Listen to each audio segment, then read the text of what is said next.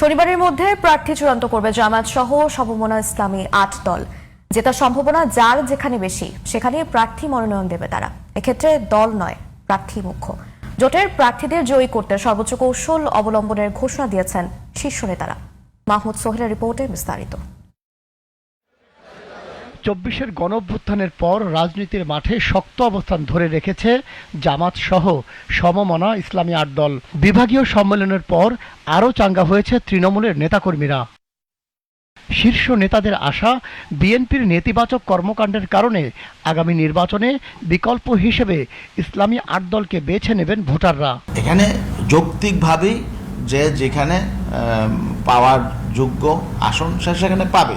আমাদের একটা নীতি হয়েছে যে প্রত্যেকটা সংগঠনই কিছু না কিছু আসন পাবে। এখন দেখা গেছে একটা দলের জনসমর্থন কম, কিন্তু ওখানে যিনি প্রার্থী আছেন প্রার্থীটা হলো ভালো এবং সেই প্রার্থী জনগণ তাকে গ্রহণ করবে, সুইটেবল প্রার্থী। তো সেক্ষেত্রে আমরা দলীয় বিবেচনাটা করব না, সেখানে প্রার্থীটাকেই আমরা প্রাধান্য দেব। এই জন্য এখানে আসন সংখ্যা নয়, বরং বিজয়ী হওয়ার সর্বোত্তম কৌশলটাই নেওয়া হচ্ছে, যাতে হাইয়েস্ট নাম্বারের আমাদের প্রার্থীরা বিজয়ী হয়ে আসতে পারে। এই ক্ষেত্রে দলের শীর্ষ নেতৃবৃন্দ যারা আছেন স্বাভাবিকভাবে তাদেরকে অগ্রাধিকার দেওয়া হচ্ছে।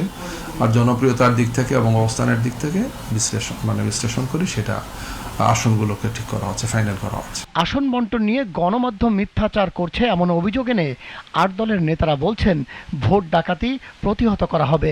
তো আমরা যেহেতু এই ফেসিবাদের বিরুদ্ধে দুর্বার আন্দোলন গড়ে তুলে এই ভয়ঙ্কর ফেসিবাদ মুক্ত বাংলাদেশ আমরা পেয়েছি, আগামীর বাংলাদেশের নির্বাচনেও আমরা জনগণকে সাথে নিয়ে প্রতিটি ভোট কেন্দ্রে আমরা দুর্গ গড়ে তুলব ইনশাআল্লাহ।